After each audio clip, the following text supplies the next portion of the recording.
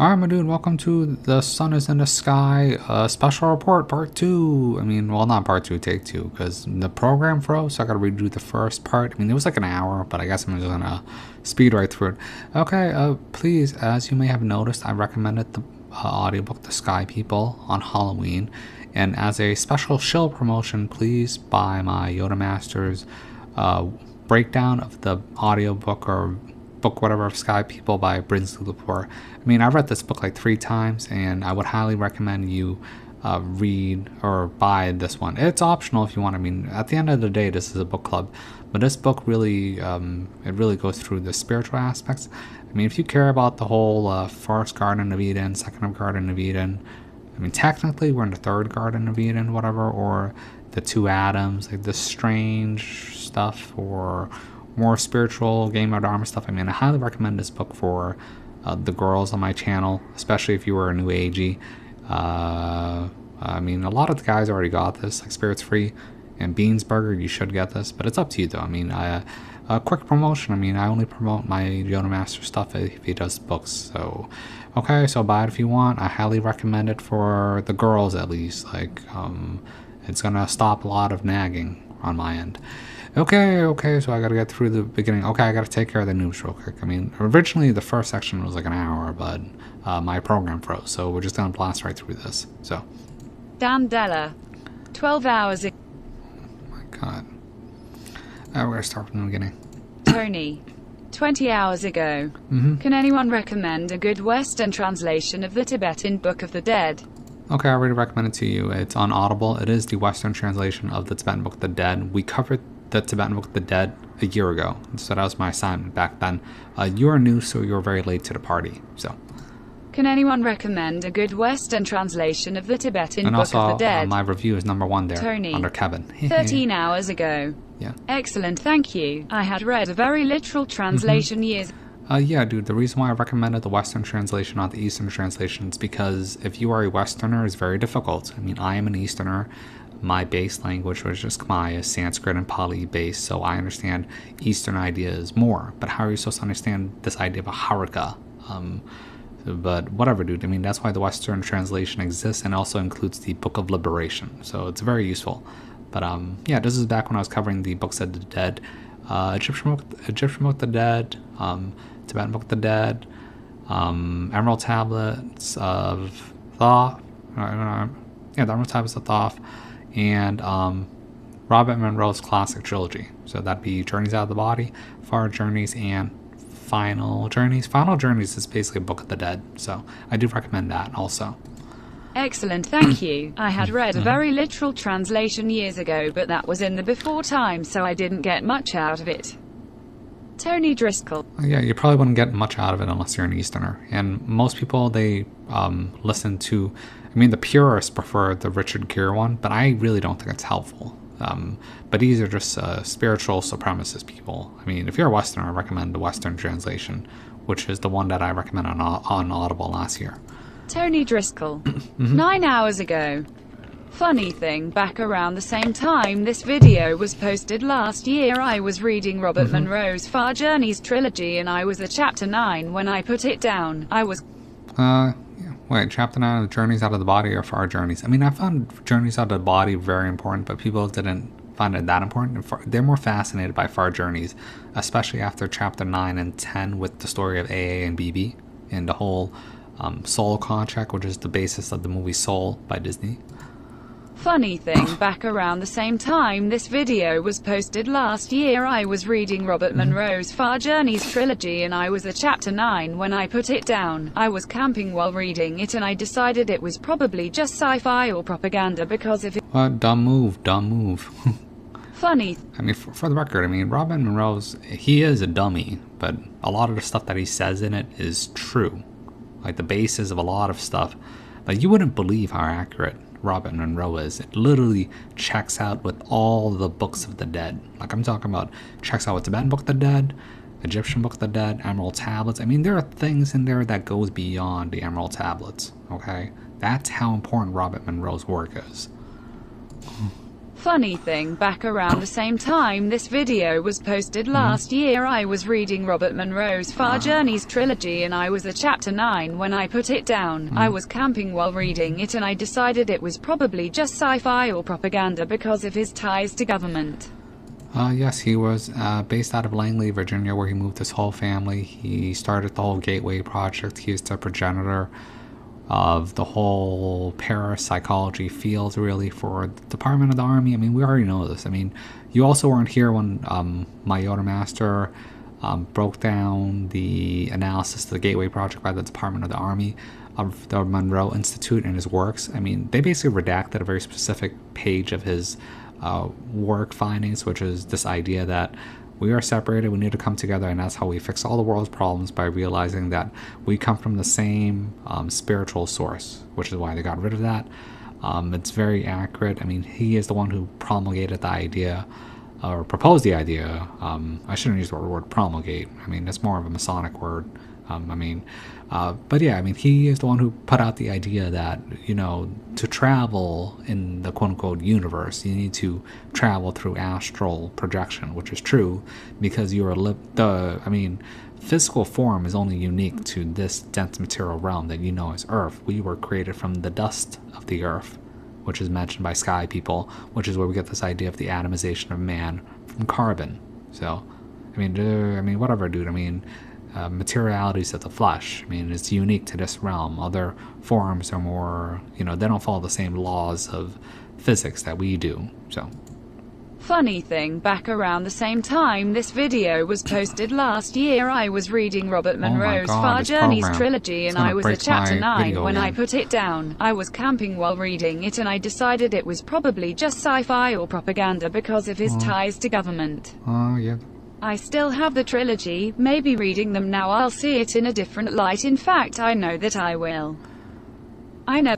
Yeah, dude, I mean, but people were laughing at the whole trilogy. I mean, everybody said, Pink, I can just imagine you just face palming and just saying, this guy's a goddamn dummy. He does some of the dumbest shit I've ever read, ever. I mean, the stupidest people in the world get all the magical powers, apparently. Like, look at me, I'm an anime VTuber, virtual, digital avatar or whatever. How come I have to do this? This is stupid. I mean, we live in a goddamn clown world. I never could get out of body except in dreams and during certain psychedelic experiences, and one serious NDE. I don't know that I even should, because there's plenty enough here to work on. I have yeah, in the words of the Buddha, why do you care about the other 10,000 worlds? Your predicament, your perspective is here on Earth. So, that is the words from the Buddha when the ascended masters were asking him, oh, what are the other 10,000 worlds like, Buddha? Oh, we know you can travel there. Why do you guys care about those worlds when you should be focusing on this world, which is your current predicament? I have begun reading the Tibetan Book of the Dead, and just from what little I've read, it's been eye-opening. I find I actually... Okay, that's good. The Western translation is very good, but we covered this last year. I mean, do I have to cover the Books of the Dead in depth this time? So, I have begun reading the Tibetan Book of the Dead, and just from what little I've read, it's been eye-opening. I find I actually understand it. Dandela. 12 hours ago. A TLDR from the Tibetan Book of the Dead. When you reach the end state, which is the judgment card, you face the Lord of Karma. And then Harkas, or whatever, the demons, whatever, they show up to you if you do not recognize that the demons and angels are there as a part of you, and you're supposed to ask for the wantings of help from the angels, and recognize that the demons are shadows, reflections of you. Then they will, they're supposed to let you through past the Lord of Karma, which is, you know, death, symbolic through that of Capricorn and Saturn. You shall reap what you sow. But if you hold on to your quote-unquote ego, the form facets of reflections reflects the backs on you, and they become vicious demons and then drag you back down into the material plane, which is symbolic of that of the Egyptian Book of the Dead, where if you fail past through the judgment cycle of the Judgment and Tarot, you get devoured by Mayat, the crocodile, which is Typhon, which in the modern sense would be known as the devil, bat wings, whatever. like Legend from that Tom Cruise movie, and then they devour your flesh body, and you incarnate back here through the Vale of Tears in the land of suffering, the gnawing, gnashing of teeth, the density of the flesh plane, which is, suffering.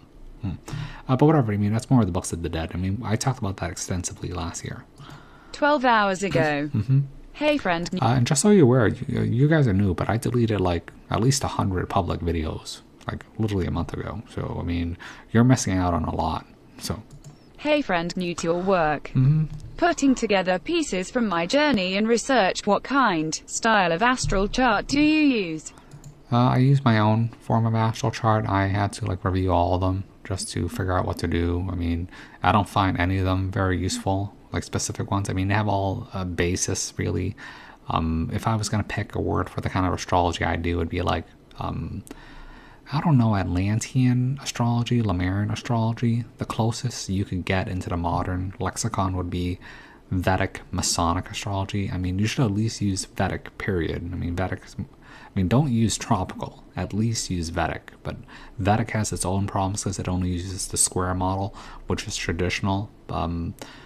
This was in the long ago, because the projections, this was why, whatever, dude, it's too difficult to explain. It has to do with the fixed stars, and that, if from the viewpoint of the Earth, Capricorn and Cancer is in its proper place, and then the projection of actually staring at the zodiac would have been a square in the long ago, which is why in the Vedic times it was always a square, but then it became a circle, like this is a square into a circle into a upright, right triangle, whatever. I mean, that's more like Pythagorean mystery school stuff. But I mean, I find that astrology is complicated, mostly because people don't have the IQ to do it, really. I mean, people waste their whole lives, or there's like an unimaginable amount of YouTube channels just talking about astrology. I mean, it's goddamn ridiculous. Look, I am not an astrology channel. I hate astrology more than anything, but I'll at least source you out your options. Putting together pieces from my journey and research. What kind, style of astral chart do you use? I've found many different kinds. IDK, what one to get into? I'm sure most are a waste of time. Yeah, I mean, they're all pretty much a waste of time. Which one's the most waste of time? Modern astrology is the most waste of time. Then Western tropical is a waste of time. There's a variety of reasons. I mean, Western tropical astrology focuses only on the sun. The sun is the esoteric sun. It doesn't focus on the proper precession of, the ages, really, because we're 28 degrees off, because every 72 years we move off 1 degree. I mean, this is why we move in from Aries into Pisces in the first place. We're towards the end cycle of Pisces. Hold on. Yeah, we're at the end cycle of Pisces anyways. Then Vedic. I mean, you can do Vedic. Vedic is the bare minimum. Before that would be Masonic, if you know how to do that, or you're looking Kabbalistic, that's more like the 72 things, which is based off the decagon system, the Pythagorean system. That's more like 10. There's like this idea system of, is it 36 degrees? Is it 30 degrees? Is it 28 degrees? Based on amount of houses. Really depends on what you want to do. You can do the solar mansion style, which is more Pythagorean or Greek, or you can do the Vedic, which is lunar mansions. But I don't even bother mentioning that, really, because it's a bit complicated. And I'm trying to think else. I mean, the original would be Babylonian, Zoroastrian. This would be like the bottom half is of Ahura Mazda, the day cycle. The upper half is Ahrimanic, the night cycle, which is why your chart is always cut in half.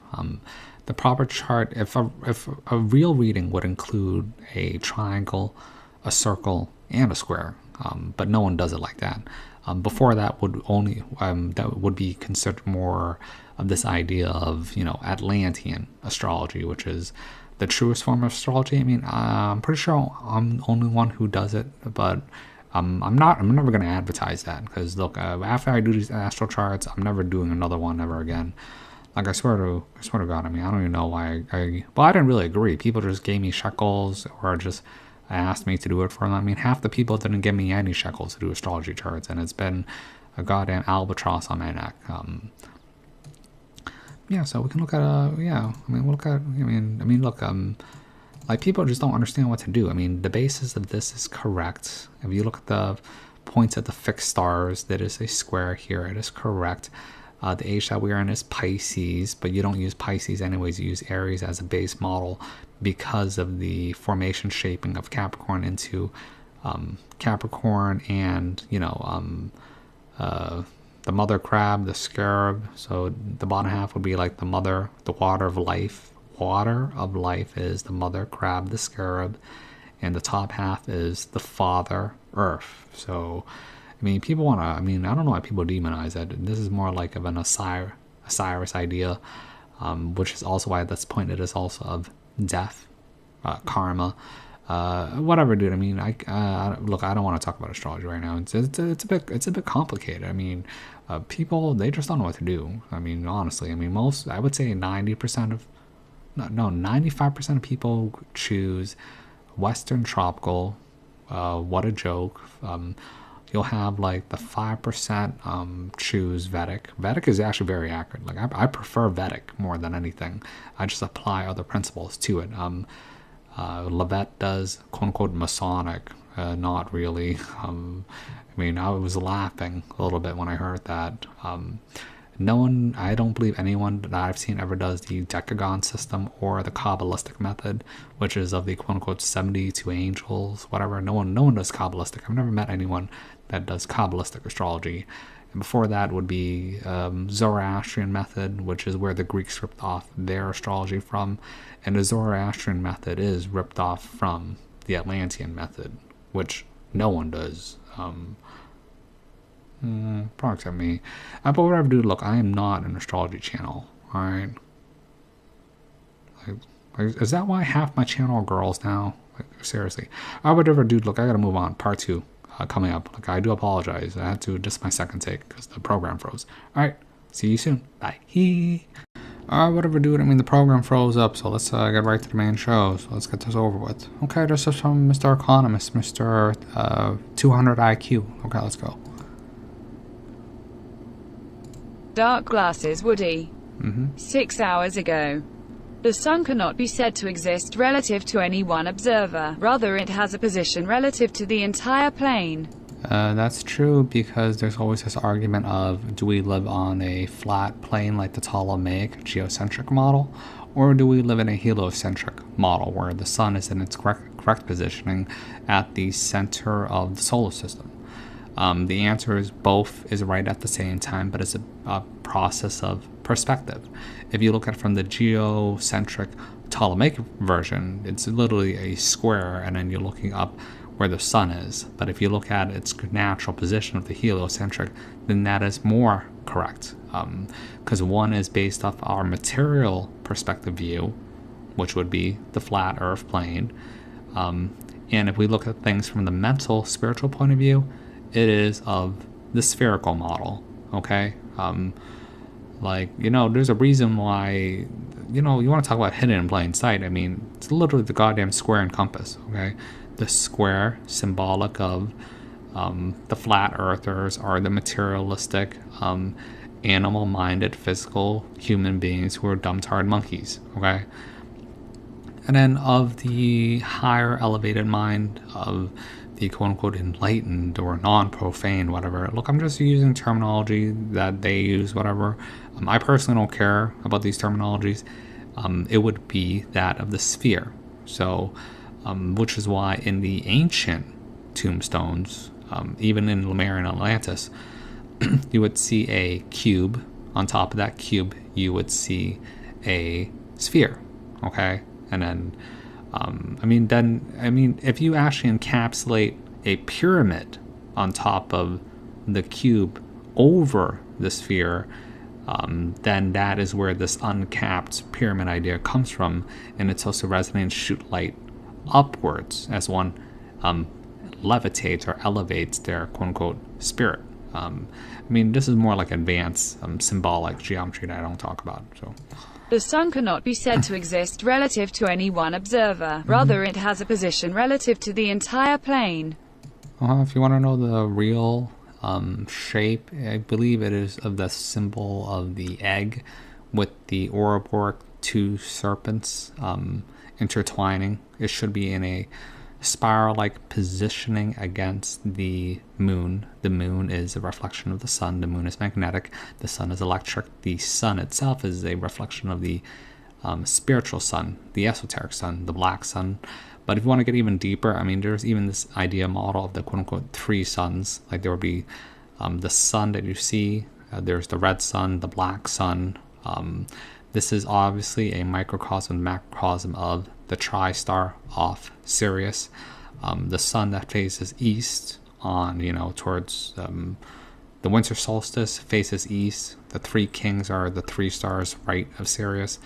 I mean, Sirius there's a lot of stuff to even the star Sirius itself. I mean, if you look at in the tarot, the system of tarot, it is the sun, the moon, and the star. And the star is Sirius. But whatever, dude. I mean, look, if it's one thing I've learned about the truthers, they just want to demonize everything and say the devil did it. The devil did it. But whatever. I don't have time for this. I mean, to me, this is just astrology. I mean, in the past, people used to get burned at the stake for even talking about astrology. The sun cannot be said to exist relative to any one observer. Rather, it. And here's a hint, a fun fact: the sun is never in retrograde. There should be a big hint of the actual positioning of the sun. The sun cannot be said to exist relative to any one observer. Yeah. Rather, it has a position relative to the entire plane. That's correct. When we think about the role of the sun, it regulates. Which is why both is right at the same time. You want to look at a 2D model, the geocentric Ptolemaic point of view is correct. You want to look at a spherical model, it is correct. Okay, this is a matter of whether or not you can step out perspective from 2D to 3D. And then there's a 4D perspective, which I shouldn't really talk about. That's too out there. That's really what happens when you die and become, I don't know, a spirit, whatever. I mean, that's like a bit far out there. That's after you die.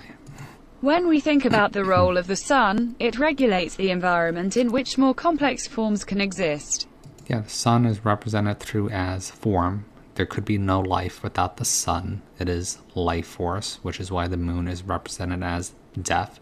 And it is the precipitator of the black sun, which is why their woman is always associated as, birthing life and also ending it when they become the crone or the night hag.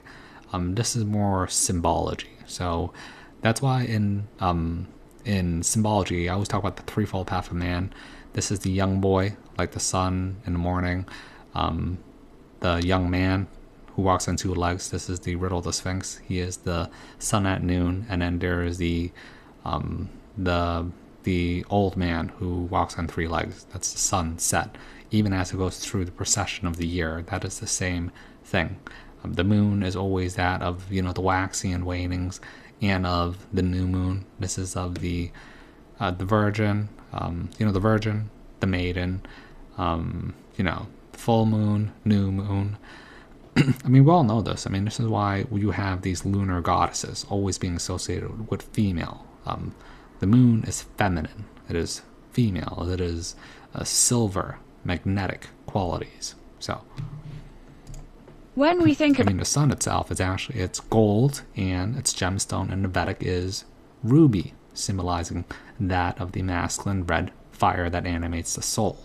So, when we think about the role of the sun, it regulates the environment in which more complex forms can exist.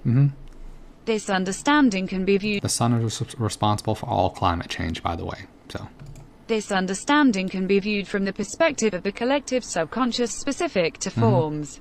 Yeah. So there is always this question of forms and formlessness. This is like the idea of the iceberg. What you see in the exoteric world of the physical material world is that of the sun. Underneath that is like the iceberg. That is of the mental constructs which comprises these ideas, whether you call it that of the mental world, which is the first law in the Kybalion, or that of, the subatomic, whatever. I mean, this is like basic occult alchemy. This understanding can be viewed from the perspective of the collective subconscious specific to forms. Yep.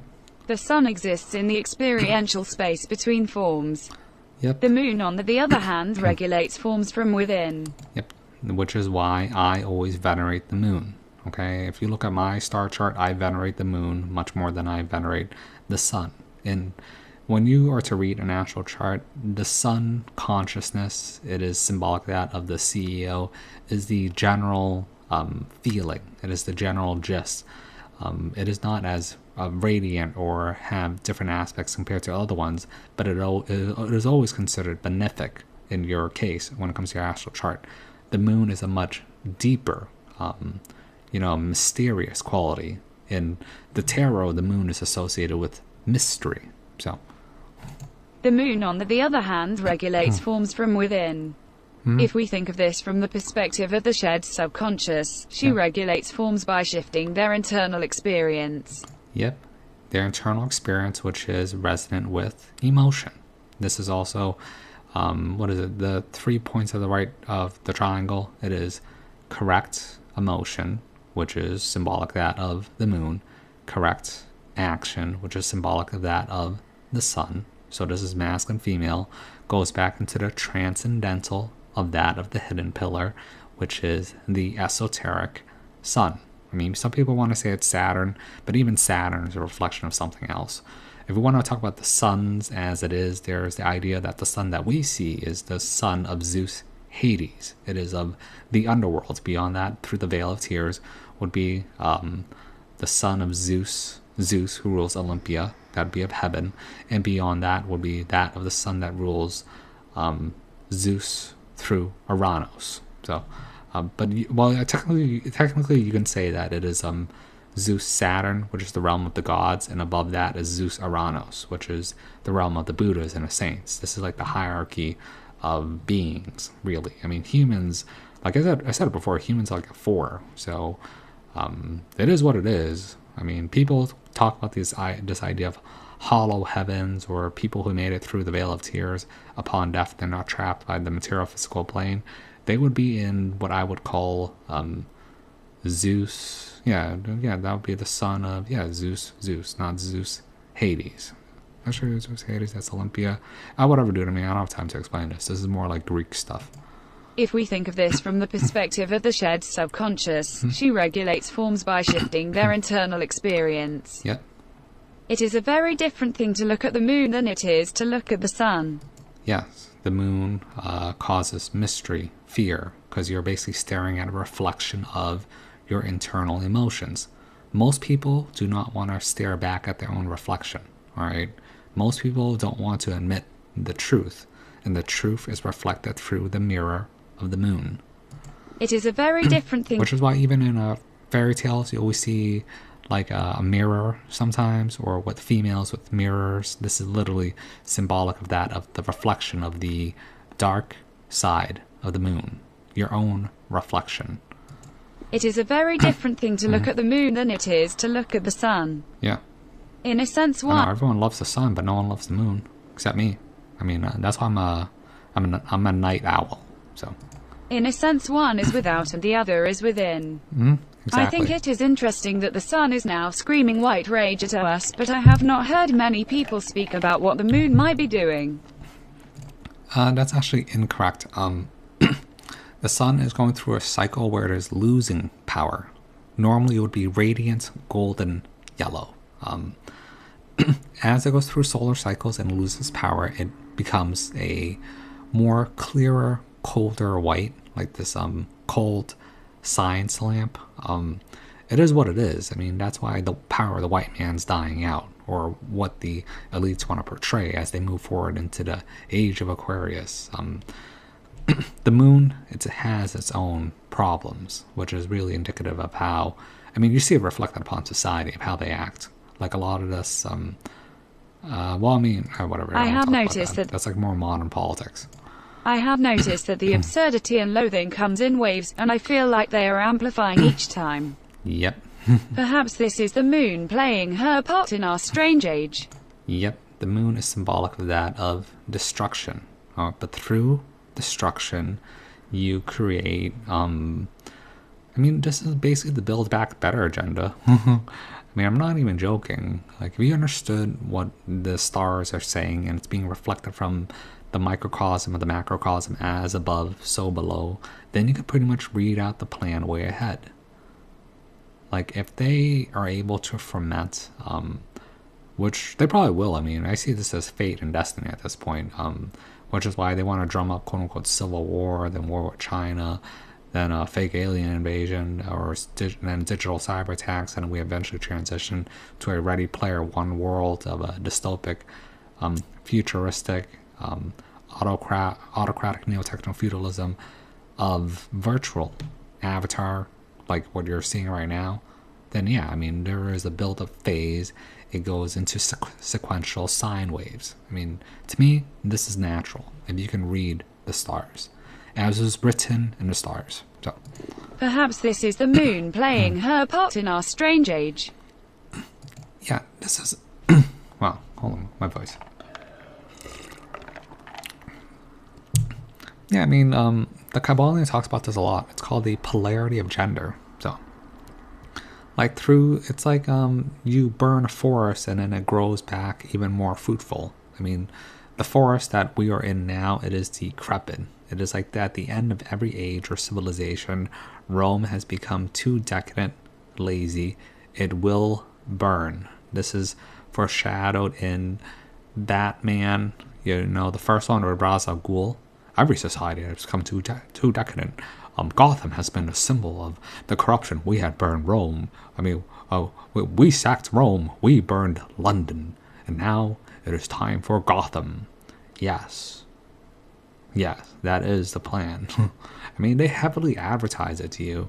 I mean, that's why I don't really see a problem with what the elites are doing. Okay, like they tell you all the time. I mean, no one's really, gonna do anything about it.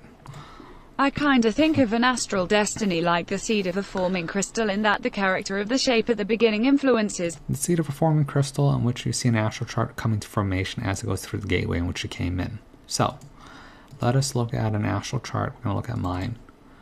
So the seed of my destiny as it came in through the gateway of the portal of the sun is that of the 10th house, as it resides in the crossing over of the tail of the scorpion in Scorpio. Therefore, where I came out at is the light is reflection of I came in through Taurus, and I came in through the gateway of Scorpio in here, which is why my sun consciousness is always reflected into a very dark, mysterious, a figure who can see everything. Okay, my moon is in Capricorn, which is very good from my point of view. So, I mean, this is basic astrology. So, I mean, like Mr. World says, we're not in the age of technology. We're in the age of treachery. Nothing's changed in thousands of years. I see in that the next age will be similar to what they did in Atlantis or Lemuria, where they burn all the books, all the knowledge of all the esoteric sciences that I talk about, and replace it with neo-techno-scientism.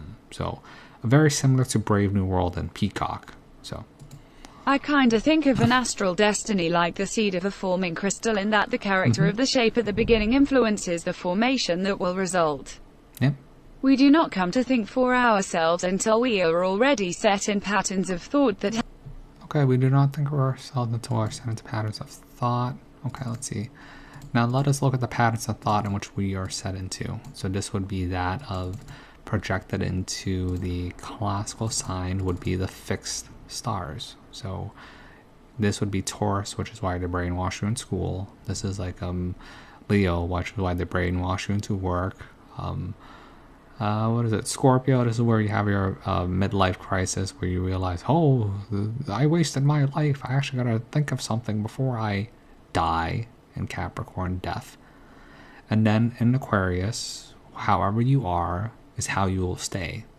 Your fixed points have crystallized, so you should be, I mean, there's a reason why Levet tells you to exit out through Aquarius, because it is a master air sign. I mean, I like to use the system of initiate, adept, master. That's much more easier to understand. So, like, people like to use, what is it, whatever, dude. I mean, the cardinal, whatever, mutable, fixed cardinal, but whatever, dude. I prefer this idea of the initiate, which is like the young boy. He is, material-minded. The adept, who is of, this area, like Leo, they are of the minded, like mental, and that of the old man who is spiritually minded. I mean, there's lots of ways. I mean, I'm going to talk about the Wheel of Destiny further when I feel more comfortable. But I mean, that's like basic stuff to me. We do not come to think for ourselves until we are already set in patterns of thought that have... Yep, which is why they must brainwash you into fascinations of that of the material, fascinations of the mental, and fascinations of the spiritual, like in the Matrix showed you. So they want to control you through your job, which is the physical economy. They want to control you through the mind, science, and they want to control you through the spirit when you're an old man, which would be religion. I mean, come on, man. I mean, this is a goddamn rigged game. I mean, I can clearly point out how rigged the game is from simply analyzing the structure of of an astrological wheel. It's very easy. Like, you'd be surprised how much knowing this can really, it's like cheating in a video game. I mean, cheating in a rigged video game, I mean, I guess it evens out. We do not come to think for ourselves until we are already set in patterns of thought that have been determined. Most people never think for themselves, though. Be aware. I mean, there's this idea of slave versus master. In the Greek, they literally said some men were meant to be slaves and some men were meant to be masters, which is why we get this idea of slave morality versus master morality. And you're supposed to transcend both when you realize the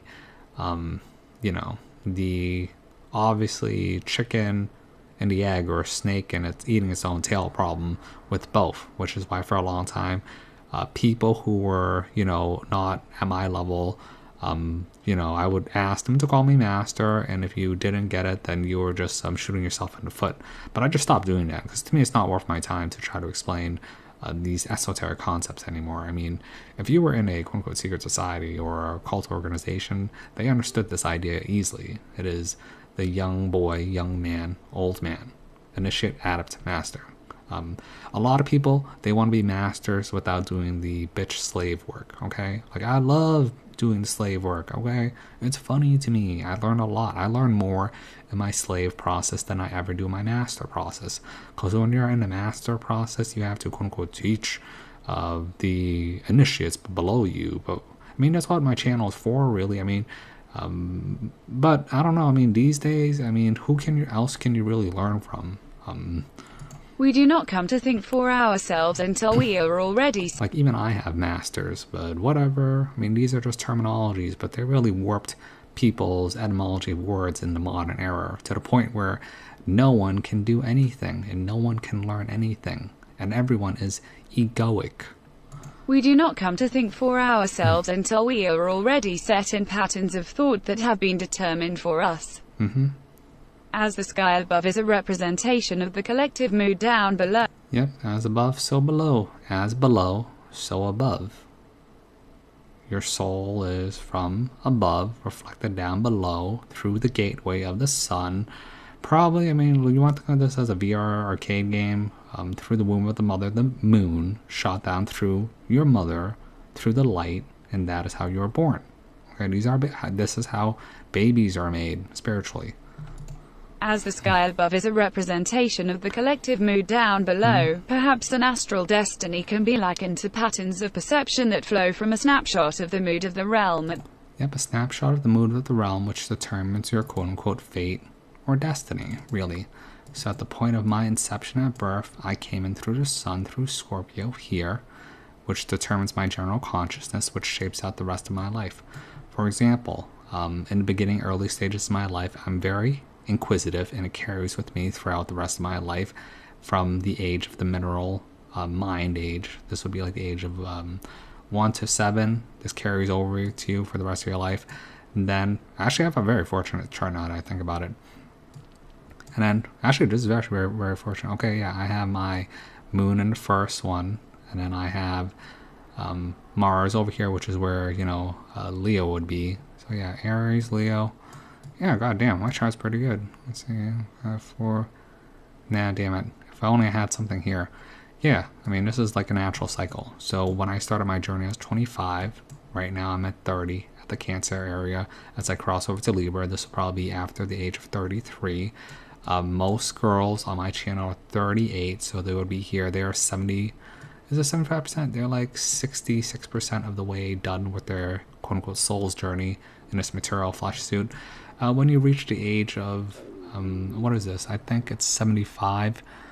This is Capricorn, so that would be like closer to the age of 54 to 60. And then you're supposed to, I mean, yeah, 54, okay, then Aquarius area here. This is when you're supposed to hit the age of retirement. Really, this would be like the 65 period. And then you basically just deteriorate as you enter into Pisces and dissipate back into the waters.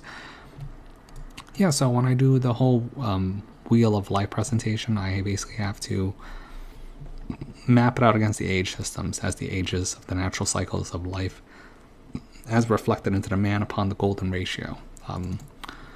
Okay, I mean, you know, it's like people don't understand the Bible. Come on, man. Human was created in the image of God.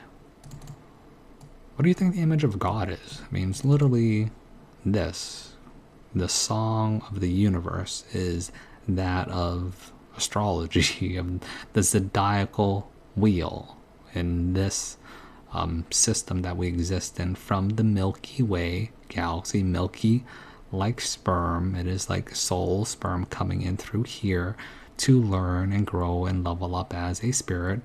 People get confused with this idea of the transmigration of the soul from that Pythagorean system because they actually think that their avatar human form carries on. It does not. What carries on is the experience here in this earthly mortal coil plane of the flesh. Like one day is nothing more than, like one lifetime on earth is one day from the point of view of the spirit that animates you. So but people, you know, they get really hung up on their whole ego and trying to hold on to their consciousness. Your consciousness dies. It either learned or it didn't, and then the higher spirit moves on. So as the sky above is a representation of the collective mood down below, perhaps an astral destiny can be likened to patterns of perception that flow from a snapshot of the mood of the realm at that specific time. That's correct. While the character of an individual perception in a single life is hugely influenced by the inertia that carries from the start, carry from the inertia from the start? Yes, but it also carries for the rest of your life. So while the character of an individual perception in a single life is hugely influenced by the inertia that carries from the start, the forces that determine the time and place of birth owe to the inertia that carries across lives. For one lifetime, not through multiple lifetimes. Like for example, okay, look, we're gonna look at my chart again. Like to me, I mean, this is easy. So, okay, so let's see. At the age of my mental majority, 28, this is more like the Leo area. This is after I finished age of first majority, which is 2021. This is when I started my looking into all this esoteric scientists and occultism and symbolism. Now I'm at the point here where I am at the 69 point, which is Cancer. So I care about formation of the family, but I have no interest in the real family. So I make a community of friends, and my Jupiter here is actually expanded here. So I obviously care about this the most and have the ability to expand other people's stuff here. But it is also at the point of my liability, and it is also the point of my southern node, which is my Squidward. So I got Patrick and Squidward here in the family part, so I'm always doomed by it. But as I move out through the ages, so this would be like more, I mean, I've talked about this before, like this would be more as I transition out into Libra, Virgo, whatever. Like Virgo is where I start going autistic hard focus here towards doing whatever I have to do. And then, you know, it just cycles out and finishes. I mean, to me, this is very simple. So, yeah, Virgo, Leo, okay, that's Leo. Yeah, I mean, to me, this isn't hard. I mean, I would care more about the arts than anything once I transition over. So, Gemini, Cancer. Okay, hold on, let me double check. Okay, yeah. Yes, I mean, this pretty much maps out what I care about. Like, after I do a YouTube channel and quote-unquote move on, unless people Squidward me forever or whatever, because, you know, Squidward's stuck at the Krusty Krab, I would ideally like to move on to artistic pursuits until I hit the 38 point, and then I go into Virgo, which is perfection of the arts. And what I'm working on, then this will be my magnum opus. Something probably occultic mixed with entertainment. And then if I can do that, then I can die happy as I move into the fate of karma. So, I mean, like, my chart is mostly about the end game, so I don't care about the material world. So the bottom half will be like the day cycle. The top part would be of the night cycle. So, I mean, to me, astrology is it's pretty boring, to be honest. While the character of an individual perception in a single life is hugely influenced by the inertia that carries from the start, the forces that determine the time and place of birth owe to the inertia that carries across lives. Oh, so you're talking about the life beforehand. Yes, you choose your own birth before you came in here if you want to get all new agey. Yeah, I mean, before you came in here, you had a consultation phases with the angels of oblivion, whatever, through the invisible masters in the center of the sun, whatever. I mean, I've heard a lot of New Agers talk about this, and it's even shown in the movie Soul, like the Jerrys and the Terrys, where it's even talked about in Robert Monroe, Far Journeys, I believe. Like, this is the soul contract before he came in here. While the character of an individual perception in a single life is hugely influenced by the inertia that carries from the start, the forces that determine the time and place of birth owe to the inertia that carries across lives. Yeah. Perhaps across lives the influence of free will comes to the fore. Free will... Perhaps across lives the influence of free will comes to the fore. It is chosen... Well, the free will aspect part is about the... I mean, I've talked about this before. Before you came in here, you were a quote-unquote unindividuated angel. You fell from grace from the heavens. You descended into the material realm of the earth plane. And here you learn about good and evil. You were given the knowledge of good and evil, which would lead you to have this natural, fight, and allows you to have experience. You carry that experience with you after death, which allows for the actualization, individuation of the angelic being that you were before. If you can, quote unquote, learn your lesson, which was dictated to you before you came in here in the first place. So if you actually do what your star chart says, I mean, a free win in the game of Dharma is literally just doing exactly what your star chart says. Like, I'm not even joking. That is the quickest path to victory. Just following your star chart. But a lot of people, they don't get it. So because of that, they have to, quote unquote, come back. And well, one of the quickest ways to a default lost victory is giving in to divide and conquer, or hatred, or separation, or these people who want to hold on to their ego no matter what. I mean, that is like an automatic lose. I mean... It is chosen fascination and the attention that is... Yeah, fascination. Yeah, that's what we... Yeah. It is chosen fascination and the... Fascination and distraction is probably the worst thing. It is chosen fascination and the attention that is applied by choice that leads to fixation and deficiency. I mean, but that's their fault, though. It is chosen... Like, you always have the free will option to lose. I mean, most people don't ever win in this game because the path is, it's very narrow. It is the middle path, the path that many cannot take. I mean, you want to talk about the middle path? It is literally in astrology. Like, the middle path is the balance between day and night, the twilight period. Like, you came in here through the spring. The autumnal equinox is where the separation of the sun goes out. So now you finish out the night cycle, and you need to find balance. You find balance through the four corners of the squares of the fixed stars. And the question is whether or not it can actualize, and upon the right triangle, go up. Is it going to go up? Like in the cross, is it going to go up, or is it going to go sideways at the bottom left and bottom right of the equilateral triangle?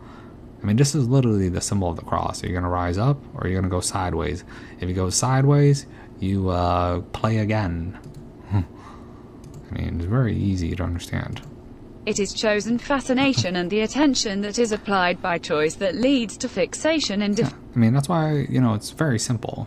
Find out what you got to do for yourself, do it, and move on. That's why people want me to analyze the charts for them, so I'll just tell them. A lot of people get hung up, though, because when they hear this, they... first of all, you shouldn't do nothing. You need to find out what you got to do for yourself. By the point that you reach Aquarius, really, and then you have to quote unquote die gracefully. If you do that, then it's a guaranteed win. But honestly, most people, they don't even get interested into these topics until they hit like 40 or 50, and then the only reason why they hit that point is because they are crossing the path, natural path of Scorpio. So you can see that you wasted your life. You go into Sagittarius. This is like like the final fire, really, whatever. And then you need to see how you're gonna live out and die gracefully. Like, this is actually very ironic. This is where people, do whatever, buy a car, do that passion in life instead of working that slave job, and then they're trying to finish out the magnum opus so they can retire and die happy. This is literally the threefold path man. Is one where, if you're a teenager, you only care about materialism, getting sex and laid, and money and cars. Mental, you only care about your career and what is the logical thing to do. And when you're close to death, like that of the old man, you only care about, oh, I should have done this when I was younger. Ooh. Most people, like, I know the plan way ahead, so I'm already doing what I should be doing when I am an old man. So as far as I'm concerned, I've already won, and I actually did the work. This is the problem.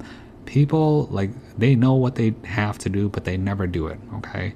Like, I know what I have to do, and I've already done it. Like, you can't imagine the amount of people that I personally helped in figuring this out for them. Because, like, I'm just here to save you time. I mean, do I think you should waste your life looking into this stuff like I did? No. It takes, like, a very special sort of mind, but whatever. It is chosen fascination and the attention that is applied by choice that leads to fixation and deficiency. Yeah, you can lose if you want. In the case of a sin that will damn an individual to repeating the human experience. Oh, hold on. This is boring. In the case of a sin that will damn an individual to repeating. Well, this is the problem. I mean, the only sin that exists truly is the sin of ignorance. Without a knowledge, you can't even, try or attempt to do this, which is why in this modern system they demonize knowledge, they demonize books, they've associated with Lucifer, really, so you never look into it, so you submit to authority, or your president, or your priest, or your teacher, your doctor. I mean, we live in a slave mentality world. That is all that there is to it. I mean, I hate to be the bearer of bad news. That's like 99% of people, okay? The system does a great job of tricking people, but they could easily say no. They could easily call BS on their teacher or their scientist or their doctor or their government official or their priests, who are just really loose draining. But it's whatever, dude. I mean, people can do whatever they want. In the case of a sin that will damn an individual to repeating the human experience, it is likely related to denying or unduly influencing the ability of another to overcome their fixations.